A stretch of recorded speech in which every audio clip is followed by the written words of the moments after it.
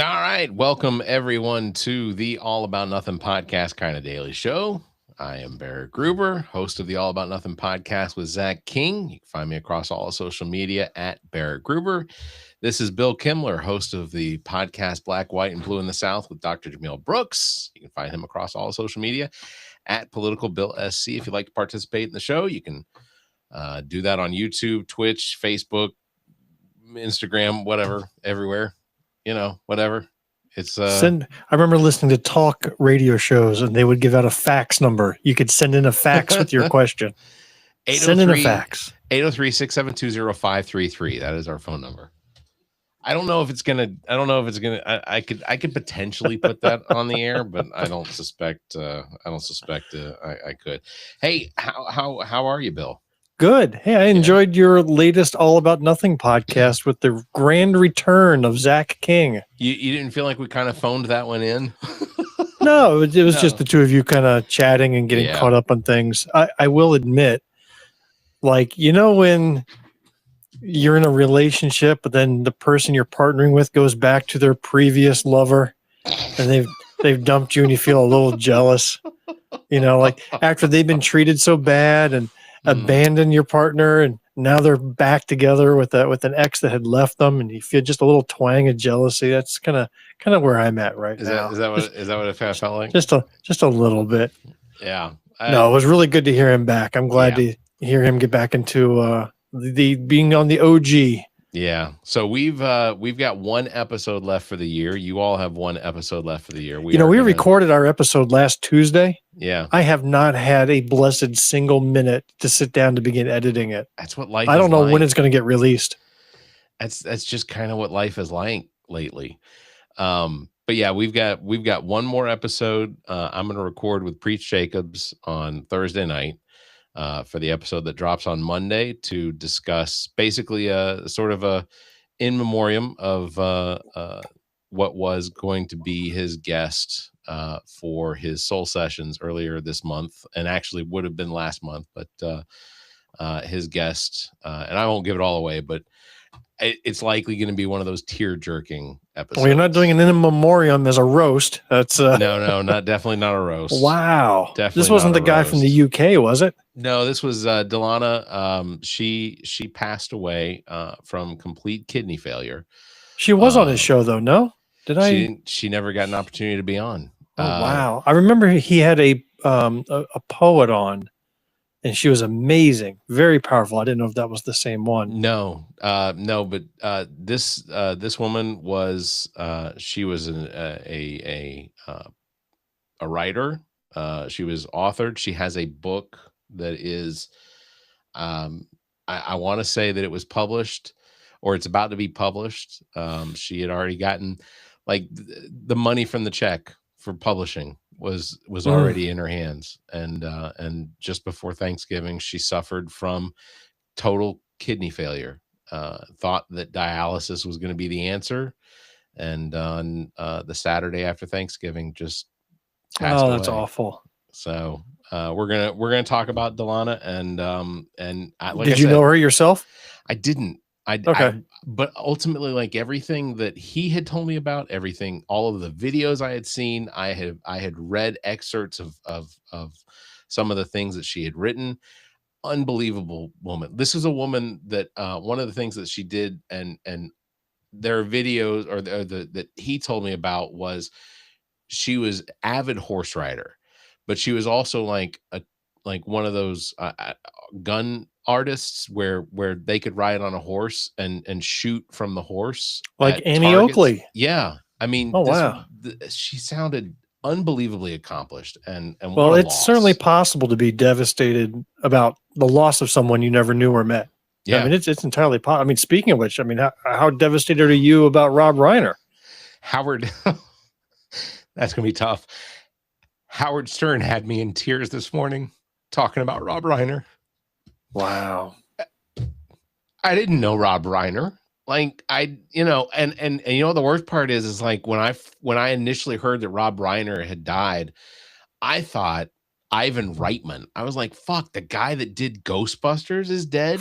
He's already dead. Andy was killed. Yeah, I know. But I was like, Andy he's dead was again. Killed. He was killed by his son, Jason Reitman, the guy that did the latest Ghostbusters. Like, I went down a hole. But yeah, no, Howard Stern was talking about Rob Reitman, Rob Reiner, and it was just listening to Howard Stern talk about those things. He does that to me all the time. I hate it. I hate how Howard Stern has that effect on me. But yeah, just insane how all of that just hit this morning. Like, I turned on the news and I saw that Rob Reiner was dead. And initially it wasn't, the story feed had not moved into the actually what had happened. Like, it was just Rob Reiner was dead. Like, rest in peace, Rob Reiner. It's like, holy crap. I knew he was probably what, 70s. And then when I first saw the news, the headline was multiple deaths at Rob Reiner, or at home owned by Rob Reiner. Like, they weren't even confirming that it was him. Right. And then the news just kept getting worse and worse and worse.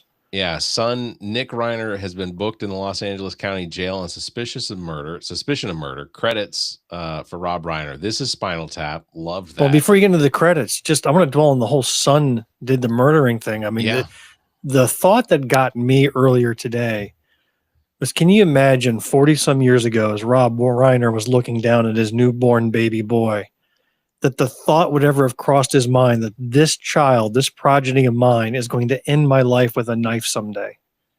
I mean, you never know. And it's scary. Just unfathomable that your own child would be the cause of the end of your life. There were reports out of, TMZ was reporting apparently at Conan O'Brien's big Christmas party, the Rob Reiner, Michelle Reiner, Nick Reiner, the one that is now in jail, that there was a huge argument that took place at Conan O'Brien's Christmas party. And I guess that bled over into eventually what led to the stabbing death of both Rob Reiner and his wife. And did I read correctly that it was their daughter that found them? I think that's, I did see a report that said that. It's awful. To list some of the credits of the things that I found, just the amazing work that he did. Spinal Tap, which absolutely is one of my favorite movies. You need to pick, after you go through this list, you need to pick which one is your favorite. I have a favorite. He was Meathead in All the Family. That was along with Carol O'Connor. Weren't they only like 5 months apart in age? Yeah. I mean, Carol O'Connor was actually much younger than he looked in that show. Carol O'Connor, it's funny. There have been, because Carol O'Connor's character in All in the Family was such a bigot and such a racist, there are people that I have known in my past that have used an image of Carol O'Connor from All in the Family as their profile picture because they aligned with that character. Carol O'Connor was historically one of the most liberal people in the 60s, 70s, and 80s to exist. Like, yeah, he played characters that didn't align with who he was as a person, but that, I think that just showed the diversity of his ability to act. So The Princess Bride, Stand By Me, When Harry Met Sally, A Few Good Men, Misery, The Bucket List. I mean, I don't know, to pick one. I would probably have to say Princess Bride. I think Princess Bride and A Few Good Men. Like, no, you can only pick one. Which of those two stay? All right, Princess Bride. Okay, I'll take A Few Good Men, so that'll get recognized. That's my favorite of the list. I would fall asleep listening to that movie. It was the dialogue in it, the acting, the story, everything about it was wonderful. Perfect. Yeah, it was.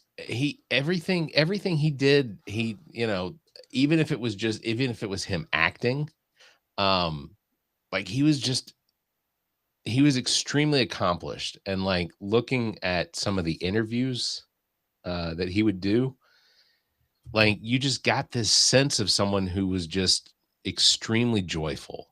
Like, he always gave you the impression that he was happy. And then today I see the post from I was Trump. hoping you wouldn't bring this up.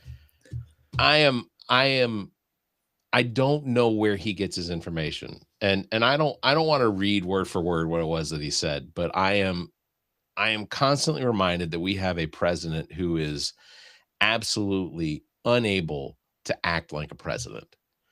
He has no ability to restrain himself in a way that makes him seem human enough to be a president.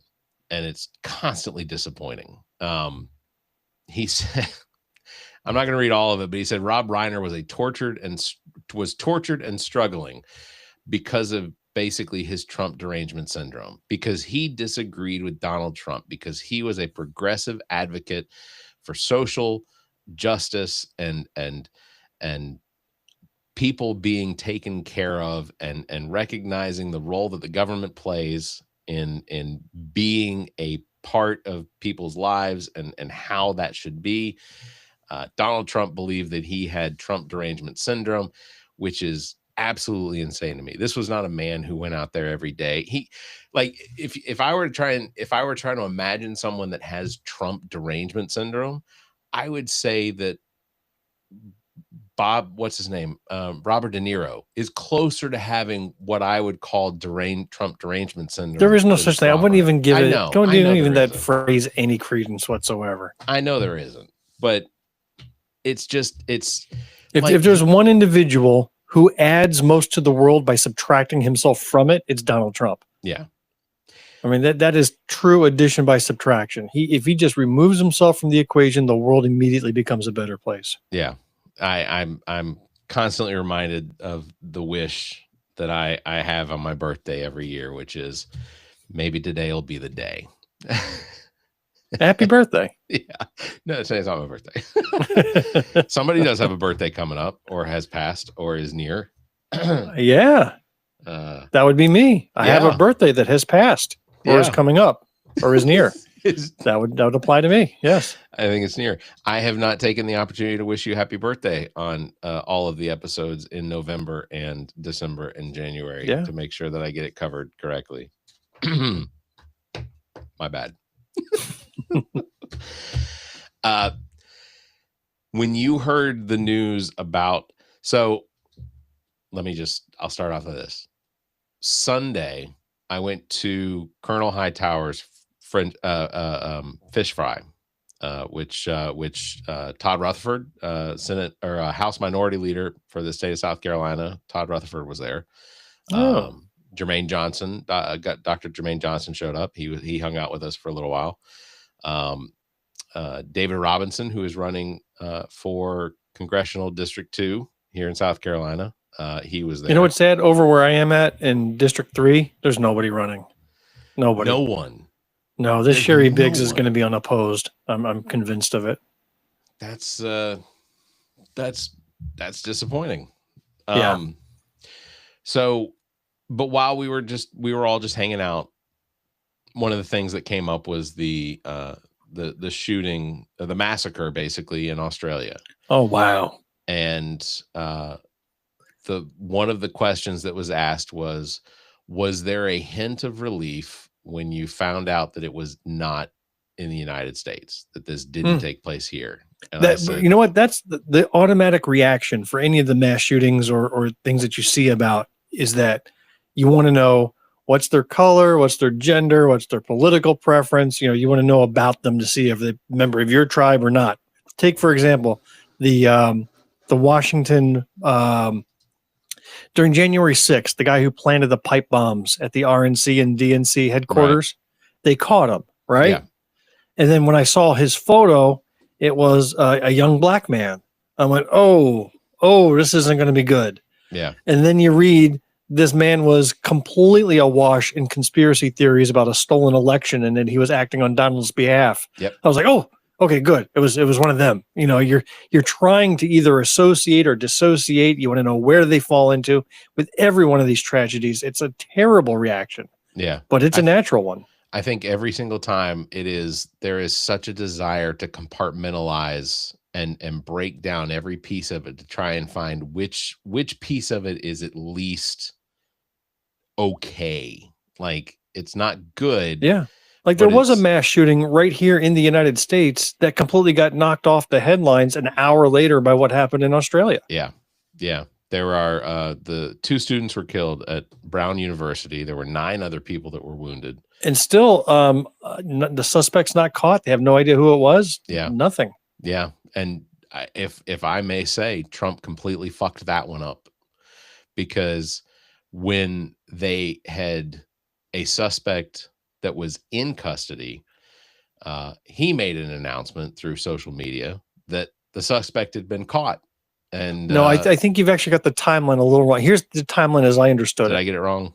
Yeah, because that announcement from Trump came before they had a person of interest in custody. Okay. So his preceded the other, but he was just repeating a statement that the university itself had published, which they then retracted. Okay. So this is why until late, right? I don't know the timing of that, but the timeline. Yeah, it was a messed up timeline, but it really, if you're an elected official, shut the fuck up. Yeah. Right? Yeah. Give your condolences, but don't be announcing like you're Channel 9 breaking news, right? You're not the source of news. It's chaotic during those first few hours, if not the first couple of days. Just shut up and let the investigators do their job. Yeah. So unless you're Kash Patel, then you come launching yourself out of your midget closet all bonky-eyed and make dumb announcements that give away the plan. Oh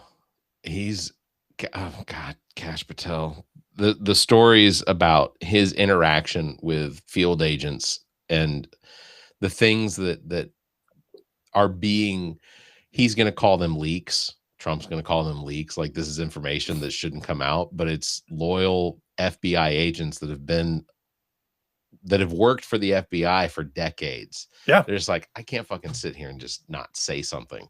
The dude is wearing a medium women's jacket. They had to literally glue Velcro to it so that he could have.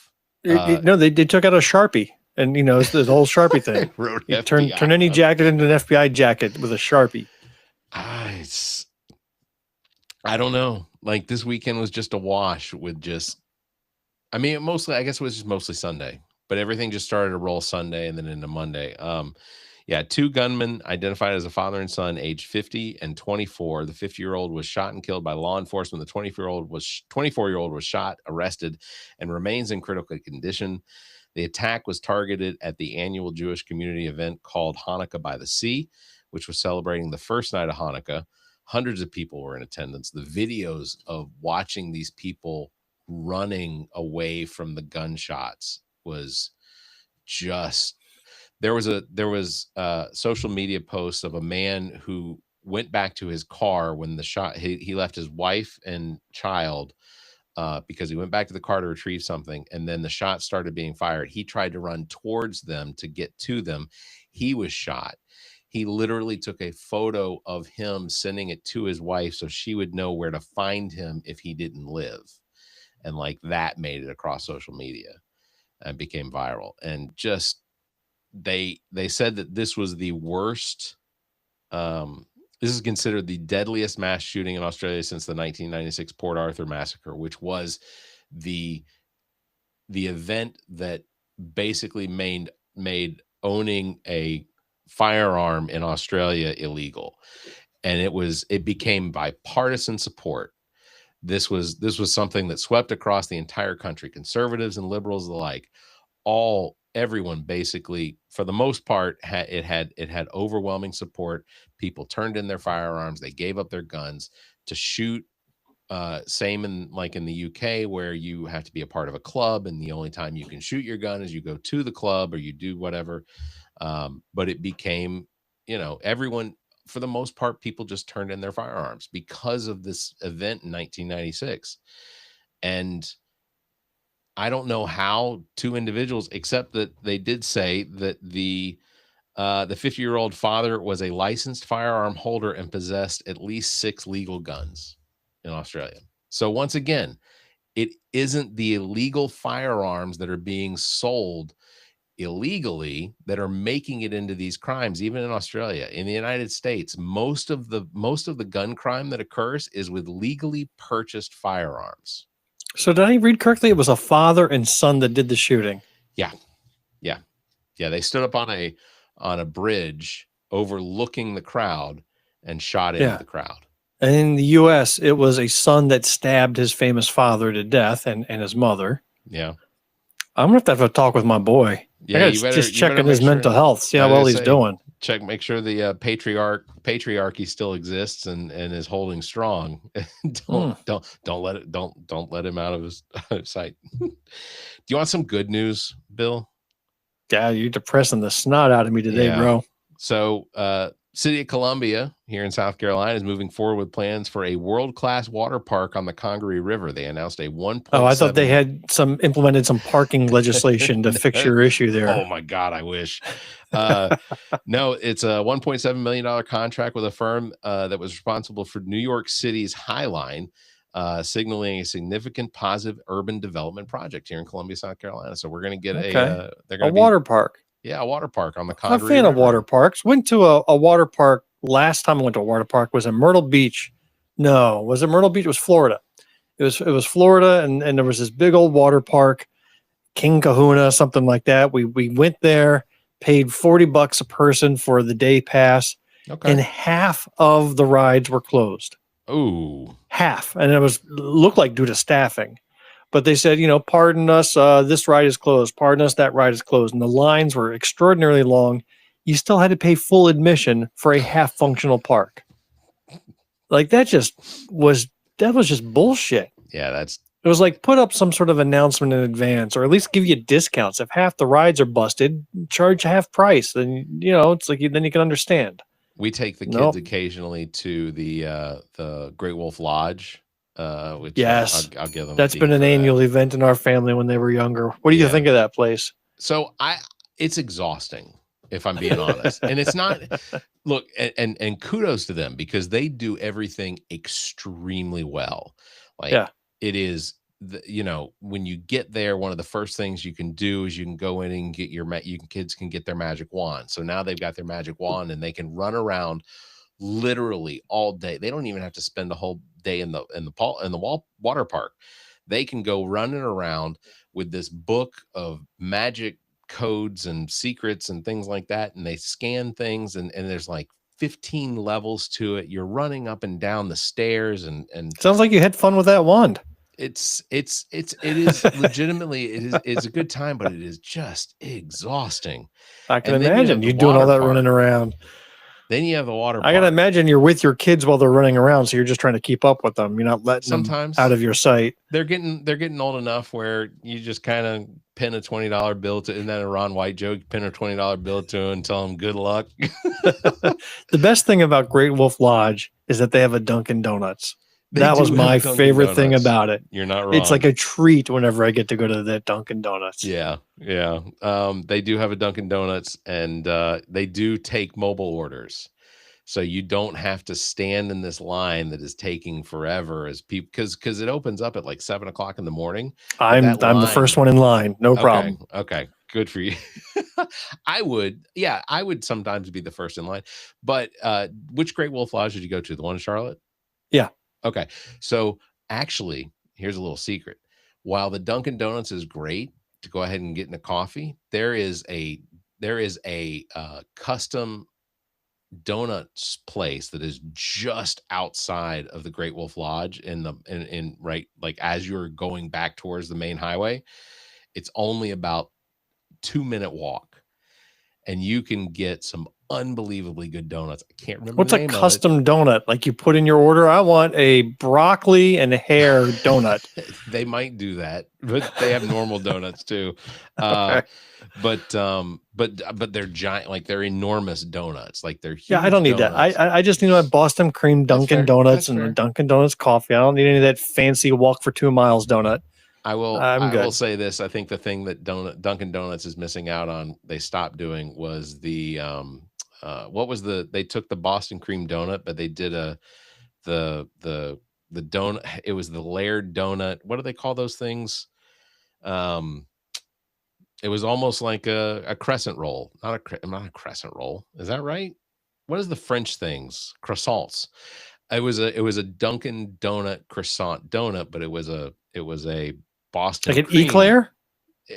No, I mean it was round, but Okay. but the Boston cream, whatever you want to call it. No, the Boston cream is just a round donut with icing on top and I know, Boston cream in the middle. You get right? your, well, what is this bullshit fancy It croissant was. donut I'm you were just telling you, missing? it was Maybe, good. yeah, you belong to Starbucks, man. That's where you belong. Go into foo-foo place. I need I a don't working even. man's Dunkin' Donuts. I'm going to tell you this. I don't even like going to I don't even like going to Starbucks for my birthday coffee, because the only thing I'm going to order is just a black coffee with some Splenda, and that's it. Like anytime I bring that up, somebody's always like, "Oh, that's the day you get like the most expensive coffee they have." I was like, "Yeah, but I still have to drink it. It's not anyway." Other good news: someone in South Carolina became a winner. The winning Powerball ticket was sold at a Quick Trip. Has not been disclosed where this was in South Carolina, but somebody did win. I don't think it was a full-on Powerball win, but Okay. it was like 4 numbers and the Powerball. Because I think at this moment, if they had won the full Powerball and hit it, they would own South Carolina at that point. It's like, this is my state. Yeah. Would you, if you won the lottery, would people know? Would you yes. let people know? Yeah. Because I'd be like, see y'all. I don't think I'd ever let anyone know. I would live my life exactly the way I live it now. No one would ever know. It just wouldn't happen. It would be like Brewster's Millions to me, because I wouldn't know how to spend that much money fast enough. Like I wouldn't, like, to be honest, I like my tech equipment and I'm pretty much set with everything I've got. I'm happy. Yeah. I love my books and music. I've got more books, music, and TV and movies to watch than I could possibly do before I die, if I was to do nothing but from now until then. Yeah. Like, I don't know what I would do with all that money. Travel the world?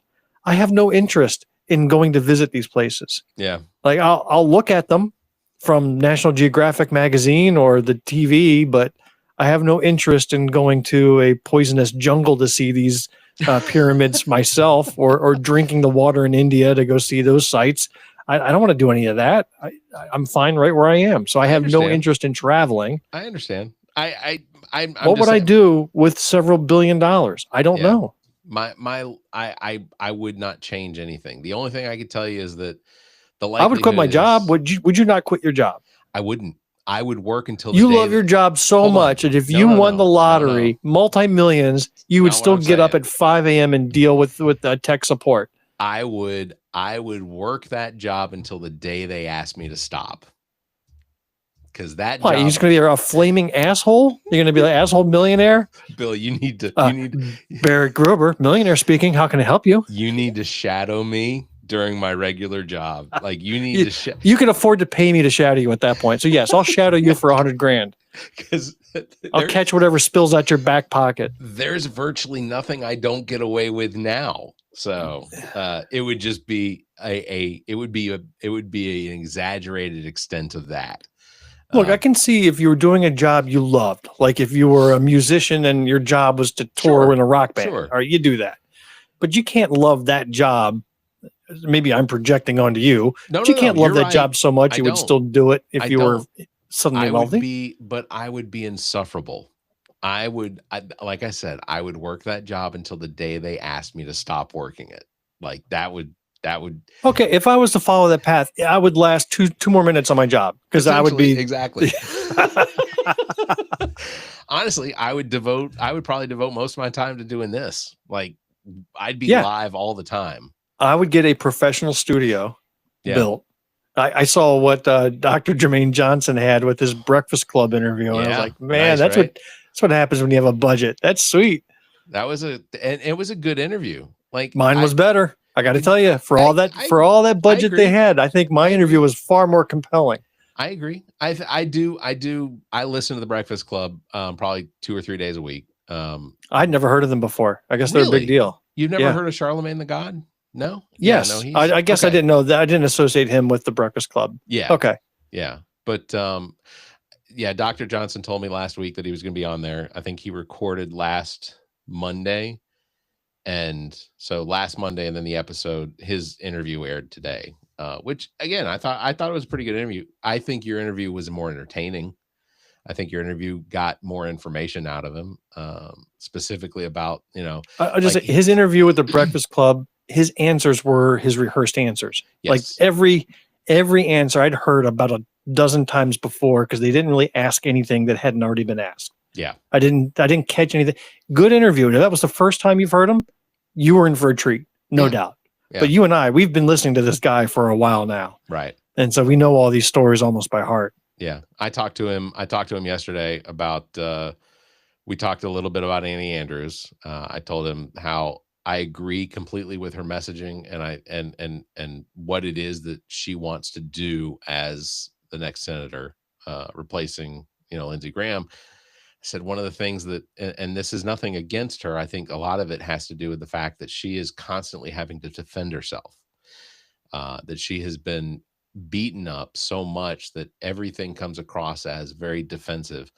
And if I could just work with her. What has she been beaten up about? What's been beaten up on her? But the Nancy Mace stuff from the last campaign and things like that. I just think her personality comes across sometimes as she's constantly having to defend herself, where Lindsey Graham is just fucking charismatic. As much as I don't like him, there is nothing charismatic about him. He doesn't give a shit about anything. I know. That's for sure. But charismatic, has he ever made you smile? No. You found him entertaining or compelling to listen to? But there are people that do. There are people that do enjoy. There is nobody that finds Lindsey Graham charismatic. They're not. There's nobody. I challenge you. Okay, Donald Trump. I'll grant you that. Even then, I find him vile. But people will stand with their jaw open while he speaks. There is nobody who is doing that for Lindsey Graham. Fox News and Newsmax seems to love it when he gets up there in front of a microphone. Did you see that interview the other day? I think it was last night before. He was at a hotel and he looked drunk off his ass. Oh yeah. Yeah. You see that? He did a speech in front of some group where he was like, he's like, we're killing the right people. We're destroying the right, whatever. And it's like, fucking, hey, Lindsey, maybe hold off on the bourbon just a little bit. Your boyfriend's going to be okay. You don't have to drink your way through this one. Like, how does he get to survive that? How does Ted Cruz get to survive saying we have to stop attacking pedophiles? It's like, he dumbest, said that. Yeah, it's the dumbest timeline. It is the dumbest timeline. They get away scot-free. Yeah. Joe Biden makes a little slip, man, they're ready to crucify him. Well, I mean, Donald Trump sleeps through his cabinet meetings that he has called. And anyone says anything about him sleeping, like he flipped out last week about how people what did he say? It's seditious behavior for anyone to talk about him falling asleep during his cabinet meetings. One of the cabinet meetings, they were literally talking about the money that was going to go to farmers. It was like $12 billion is going to be given to farmers, because it was going to be 13 billion, but there's $1.5 billion that's going to be set aside for something else. And whoever it was, Department of the Interior, Agriculture, Secretary of Agriculture, was talking about this $12 billion and whatnot. And Donald Trump wakes up out of nowhere and just goes, $13 billion. Like that was he woke up. He woke up, and that's what happened. And then he gets pissed off because people are talking about him sleeping through his own. These are cabinet meetings that he called. He doesn't have to call these cabinet meetings. They don't need to have a cabinet meeting every single week. I think Biden had cabinet meetings like once a month, and Trump has them every week, because every now and then he needs his ego stroke just a little bit, Fucking A. Anyway, hey, the turnout at the South Congaree Christmas parade was great over the weekend. I worked with Colonel Hightower the whole time, and I would say that he shook just about every single hand that he could. In fact, we were about a third, like where the car was for Colonel Hightower. about a third of the way from the beginning of it. But by the time we got to the end of the parade route, traffic was actually already flowing. So the police had already moved past us. We were still, we were pulling up the end of it. Those parades go way too fast for a politician who wants to shake hands. But he was the only politician that was outside of his car. So Joe Wilson had a Humvee, like a military Humvee that was there. He didn't even ride in the Humvee. He sat at the corner of Joe Wilson was standing at the end of the parade route on the corner by himself. When we came past him, there was nobody near him. Nobody. It was a really, also, the campaign that is running against Colonel Hightower, they walked in their truck. They rode the parade route in their truck. So Colonel Hightower was out there booking it. He's doing it. How are you feeling about that election? You think there's a chance? It's going to come down to turnout. Well, that's brilliant. Yes. It's going to come down to whoever gets the most votes, I think. I think that's going to determine this election. I don't think just based on conversation, like I went over and spoke election is Christmas Eve. Is it the 24th? 23rd. It's the 23rd. 23rd. So it's the Tuesday, right? Next Tuesday. So 23rd. early voting goes through this Friday at the Lexington Election Commission office. That goes through this Friday. Yeah. But the fish fry had between 80 and 100 people show up to it yesterday. Great. There's going to be another event later this week there where they're going to try and get some more people to turn out. They have the texting and robocalls are being expanded this week from the group that it was. You know how all this works. Basically, you have a list of phone numbers and things based on turnout from different primaries and things like that. They have expanded that so that they can get more phone calls and text messages out to people. So I was not included in the first round. I did get my text messages today. So I think I'm going to be an observer on Tuesday next week. So I will get numbers and everything called in as soon as polls close, and we'll see how it goes. I guess we'll talk about the results on Wednesday of next week. That is the plan. If we're doing a Christmas Eve show. I don't mind. We can do a Christmas Eve show. Yeah. Or, we'll figure it out. Got nothing else going on. Yeah. Yeah. I mean, we're going to have family over to eat pizza and open some gifts before everybody goes to bed before Christmas Day. So that's what we do. That's our tradition. It's pizza and gifts. So good. Anyway. All right. Well, I've held you up late enough. I know you want to get to sleep. I'd like to see the bed here in a minute. There it is. Going to wrap it up for this episode. Big thanks for everybody watching. Thanks for listening. Don't forget, you can follow Bill at Political Bill SC. You can follow myself at Barrett Gruber. Thanks for liking and hitting that bell. And if you can, give us a 5-star review, leave a comment. Until next time, you all stay safe, be kind, and keep your